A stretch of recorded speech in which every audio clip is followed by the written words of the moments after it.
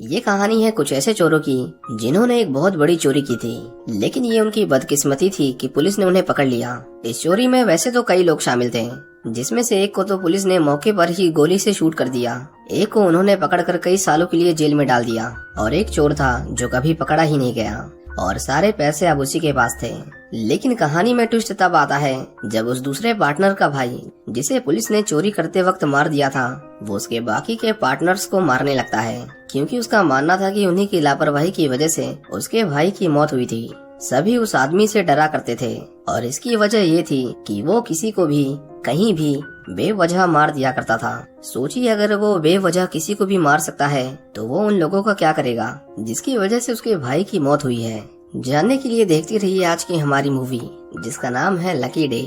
इस मूवी की शुरुआत में हम रेड को देखते हैं। ये उन्हीं चोरों में से एक था जो 2 साल पहले चोरी करते हुए पुलिस के हाथों पकड़ा गया था। रेड को वैसे तो कई सालों की सजा हुई थी, लेकिन उसके अच्छे बर्ताव के चलते कोर्ट ने उसकी सजा कम करके 2 साल कर दी थी। आज वो दिन था जब रेड बाइज्जत रिहा होने वाला था। रेड जब जेल के बाहर आता है तो देखता है कि उसकी वाइफ उसका इंतजार कर रही थी। उसकी वाइफ का नाम क्लोई था और वो फ्रांस की रहने वाली थी। रेड अपनी बेटी से पूरे 2 साल बाद मिल रहा था। उसकी बेटी का नाम बी था और उसे पता नहीं था कि उसके फादर पहले एक चोर हुआ करते थे। हम देखते हैं कि बी को इंग्लिश भाषा बोलनी नहीं आती, क्योंकि उसकी माँ फ्रांस से थी, इसीलिए उसने सिर्फ उसे फ्रेंच बोलना ही सिखाया था। रेड अपनी बेटी की कही किसी भी बात को समझ नहीं पाता, पर वो खुश था कि अब वो उनके साथ है। क्लोई उसे कहती है कि अब वो एक आम जिंदगी जिए, उसे अपने पुराने काम को छोड़ना पड़ेगा, क्योंकि अब उसके पास खोने के लिए बहुत कुछ है। वो सभी बहुत खुश थे, लेकिन शायद ज्यादा देर तक नहीं, क्योंकि हम देखते हैं कि ल्यूक नाम का एक साइको किलर अमेरिका पहुंच गया था। ये रेड के पार्टनर का भाई था जो उसे मारने आ रहा था। ल्यूक जैसे ही यूएस के एयरपोर्ट पर उतरता है, वो सबसे पहले कार को चोरी करने जाता है ताकि उसे कहीं जाने में आसानी हो। लेकिन जब वो कार का गेट तोड़ रहा था, तभी वहाँ पर एक आदमी आता है जो उस कार का मालिक था। पर ल्यूक उसे देखकर घबराता नहीं, बल्कि उसी को वहाँ से भगाने लगता है और कहता है कि अब से ये कार मेरी है। लेकिन जब उसका मालिक पुलिस को फोन लगाता है तो ल्यूक एक धारदार ब्लेड से उसके गले को काट देता है। ल्यूक उसकी लाश को उसी की कार से कुचलता हुआ वहाँ से भाग जाता है। इसके बाद वो एक बार में जाता है। उस बार के मालिक का नाम जीन था। वो ल्यूक को देखते ही थर थर कांपने लगता है, क्योंकि उसे पता था कि वो एक बहुत बड़ा साइको है। जीन को लगा कि ल्यूक उसे मारने आया है, क्योंकि जिस माफिया गैंग को वो धोखा देकर अपना बिजनेस चला रहा था, ल्यूक उस गैंग का इंचार्ज था। पर ल्यूक उसे बताता है कि अगर वो उसे मारना चाहता तो कब का मार चुका होता, पर वो यहाँ किसी पर्सनल काम के लिए आया है। ल्यूक को कुछ वेपन्स चाहिए थे जो सिर्फ उसी के पास मिल सकते थे। बार तो एक बहाना था, असल में जीन का इलीगल गन्स का बिजनेस था। वो उसे टेरेस पर लेकर जाता है और उसे बहुत सारी गन्स दिखाता है। ल्यूक एक गन को टेस्ट करने के लिए उस छत पर खड़ा होकर एक राह चलते आदमी को शूट कर देता है, पर उसे वो गन कुछ खास पसंद नहीं आती। आखिर में वो एक गन को चुन लेता है और जीन से कहता है कि उसे उसकी गर्लफ्रेंड पसंद आ गई है और उसे वो चाहिए। जीन को अपनी गर्लफ्रेंड से ज्यादा उसकी जान प्यारी थी, इसलिए उसे उसकी बात माननी पड़ती है। इसके बाद हम देखते हैं कि ल्यूक उसकी गर्लफ्रेंड के साथ इंटीमेट हो रहा था और जीन बाहर खड़ा होकर बस सब कुछ चुपचाप देख रहा था। उसके दोस्त उसे कहते हैं कि वो कुछ कर क्यों नहीं रहा, जिस पर जीन उन्हें बताता है कि ये आदमी बहुत खतरनाक है और उससे भी ज्यादा 1 नंबर का सनकी है। वो जिसके पीछे भी एक बार पड़ जाता है उसे खत्म करके ही मानता है। उसके दोस्त कहते हैं कि अगर उसे डर लग रहा है तो क्यों ना हम ही उसे मार दें, पर जीन उसे समझाता है कि बेहतर यही है कि वो दोनों चुपचाप बैठे रहें जैसे वो बैठा है। कुछ देर बाद ल्यूक बाहर आता है और उन्हें पता चलता है कि उसने जीन की गर्लफ्रेंड को इंटीमेट होने के बाद मार दिया था, क्योंकि वो नहीं चाहता था कि वो उससे बातें करे। ये जानकर जीन को तो नहीं, लेकिन उसके दोस्तों को बहुत गुस्सा आता है, पर इससे पहले वो कुछ कर पाते, ल्यूक उन्हें गोलियों से भून देता है। दूसरी तरफ हम देखते हैं कि रेड एक पेंटिंग को बड़े गौर से देख रहा था जो क्लोई ने अपने हाथों से बनाई थी। क्लोई ने उस पेंटिंग में जेल की दीवारें बनाई थी ताकि वो देखने वाले को एहसास दिला सके कि जेल में होना कैसा होता है। लेकिन रेड उसे देखकर अंदर ही अंदर हंसे जा रहा था। आज उन पेंटिंग्स का एग्जीबिशन था और क्लोई को किसी भी हालत में उन सभी को अच्छे दाम पर बेचना था, क्योंकि रेड के जाने के बाद उसके ऊपर बहुत लोन आ चुका था जिसे अकेले भर पाना उसके लिए पॉसिबल नहीं था। रेड उसे दिलासा देता है कि अब वो आ गया है तो सब कुछ ठीक हो जाएगा। इसके बाद क्लोई अपने ऑफिस आती है। वो पिछले कई सालों से वहीं काम कर रही थी, लेकिन उसे पता नहीं था कि उसका बॉस उसे अंदर ही अंदर पसंद करता है। वो क्लोई से आज अपने दिल की बात बताना चाहता था, लेकिन जैसे ही वो उसे ये बताता है, क्लोई उसे समझाने लगती है कि वो शादीशुदा है और वो अपने पति से बहुत प्यार करती है। डेरेक उसे कहता है कि वो उससे बेहतर आदमी है और वो उसे कभी छोड़कर नहीं जाएगा। और जब वो उसे बहुत ज्यादा ही फोर्स करता है तो क्लोई डेरेक को बताती है कि उसका हस्बैंड एक क्रिमिनल है और अगर उसे इसके बारे में पता चला तो वो उसके सारे अरमान ठंडे कर देगा। ये सुनकर डेरेक थोड़ा घबरा जाता है। क्लोई उसे कहती है कि वो बाहर जा रही है और अंदर जो कुछ भी हुआ उसके बारे में बाहर कोई बात नहीं होगी। पर डेरेक उसे कहता है कि अगर वो उसे छोड़कर गई तो उसके लिए ये ठीक नहीं होगा, क्योंकि क्लोई ने एक कॉन्ट्रैक्ट साइन किया था जिसमें ये साफ साफ लिखा था कि उसकी कंपनी क्लोई की पूरी मदद करेगी इस एग्जीबिशन को अरेंज करने में। लेकिन अगर वो सभी पेंटिंग्स को नहीं बेच पाई तो उसे उनका एक एक पैसा चुकाना पड़ेगा। डेरेक उसे ऑफर देता है कि अगर वो उसके साथ रहेगी तो उसे इन सब प्रॉब्लम से नहीं गुजरना पड़ेगा। पर क्लोई उसके मुंह पर दरवाजा बंद करके वहाँ से चली जाती है। इसके बाद हम रेड को देखते हैं। क्योंकि वो इतने सालों के बाद जेल से निकला था इसलिए वो अपनी जिंदगी के पूरे मजे लेना चाहता था। वो तेज आवाज में गाने बजा रहा था और सड़कों पर हॉर्न बजा रहा था। वो लेरोय नाम के एक आदमी के पास जाता है और हमें यहाँ पता चलता है कि वो चोरी में उसका पार्टनर था जो उन्होंने 2 साल पहले की थी। लेरोय उसे देखकर बहुत खुश था और दोनों एक दूसरे के गले लगते हैं। रेड उससे पूछता है कि वो इतने सालों में उससे मिलने क्यों नहीं आया, क्योंकि उसे इस बात की थोड़ी नाराजगी थी। पर वो दोनों एक दूसरे के अच्छे दोस्त थे इसलिए वो उसे माफ कर देता है। इसके बाद हम एक पुलिस ऑफिसर को देखते हैं। इसका नाम अर्नेस्टो था।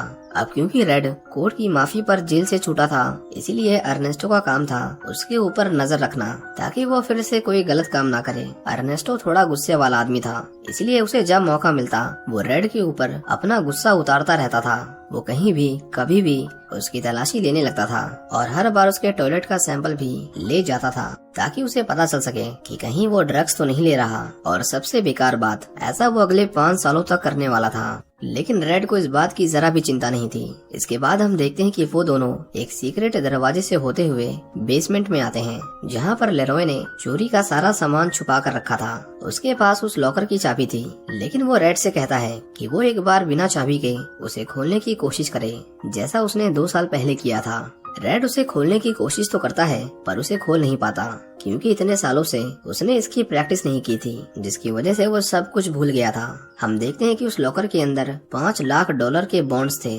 जिसे वो कहीं भी बेचकर अमीर हो सकते थे। दूसरी तरफ हम ल्यूक को देखते हैं जो रेड को ढूंढते हुए उनके शहर में आ चुका था। उसे एक आदमी की कार पसंद आ जाती है और वो उसे बंदूक की नोक पर कार से बाहर निकलने के लिए कहता है, पर उसके ऐसा करने के बाद भी ल्यूक उसे मार देता है। वो कार एक लो राइडर थी और ल्यूक को नहीं पता था कि उसे कैसे चलाते हैं। कहीं वो उसका लेफ्ट व्हील ऊपर कर देता तो कहीं उसका राइट व्हील, पर उसे फिर भी वो कार पसंद थी इसलिए वो उसे टेढ़ी मेढ़ी हालत में चलाने लगता है।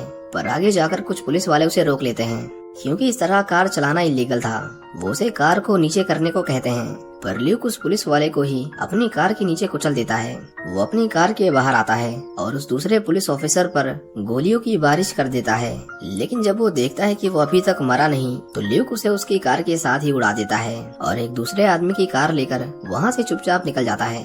हम देखते हैं कि रेड क्लोई की पेंटिंग की एग्जीबिशन को देखने आया था पर उस जगह पर कुछ भी क्लोई के हिसाब से नहीं चल रहा था। खरीदारों को उसकी पेंटिंग में कुछ खास नजर नहीं आया और कोई भी उसके लिए पैसे देने को तैयार नहीं था। यहाँ तक कि कुछ चाइनीज बिजनेसमैन उसकी पेंटिंग्स को कॉपी की हुई पेंटिंग्स कहते हैं क्योंकि ऐसी पेंटिंग 1994 में भी बनाई गई थी पर उनसे उन्हें कुछ प्रॉफिट नहीं हुआ। जब रेड लोगों के मुंह से उसकी वाइफ के लिए ताने सुनता है तो उसे बहुत गुस्सा आता है और वो उनमें से एक को मारने जाता है।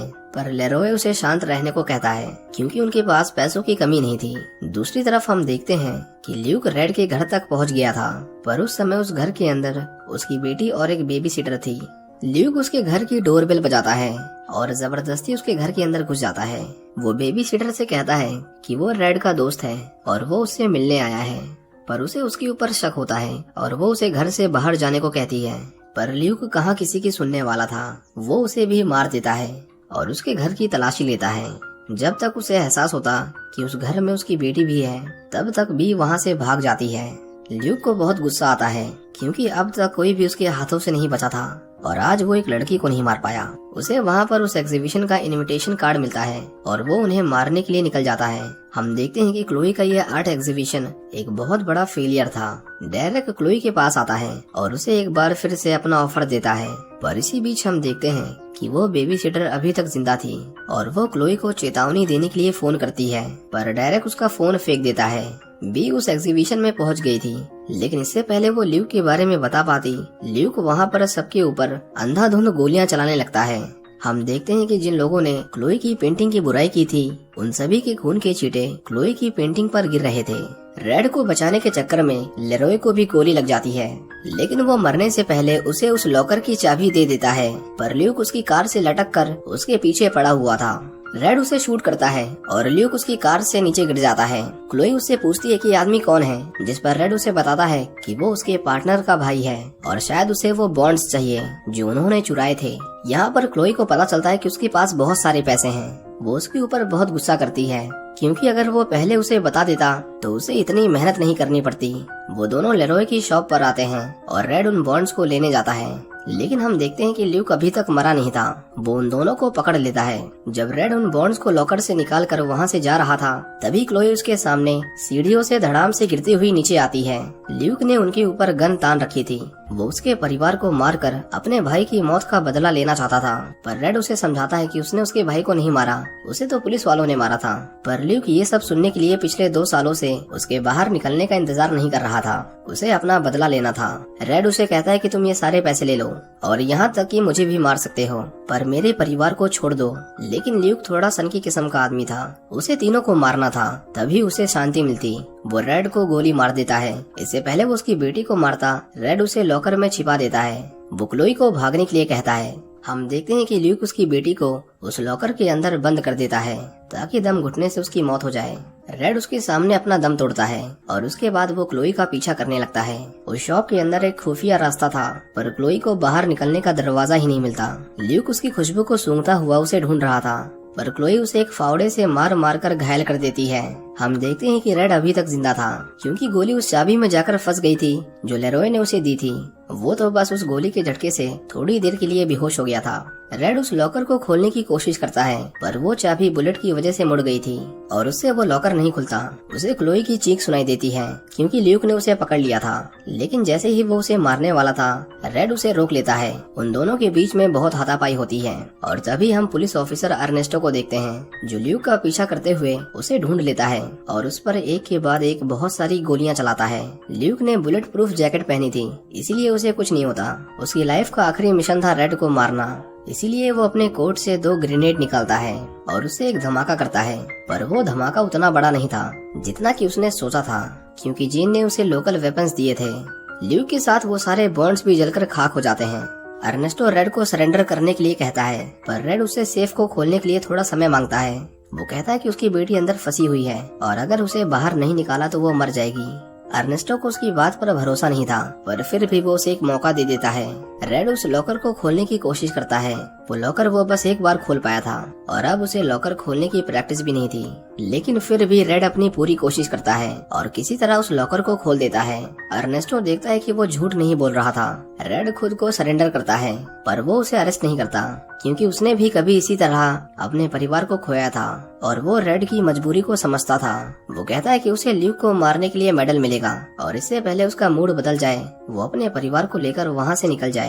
उसके जाने के बाद अर्नेस्टो अपने परिवार को याद करके बहुत रोता है। कुछ दिनों के बाद हम देखते हैं कि रेड का परिवार एक साथ था।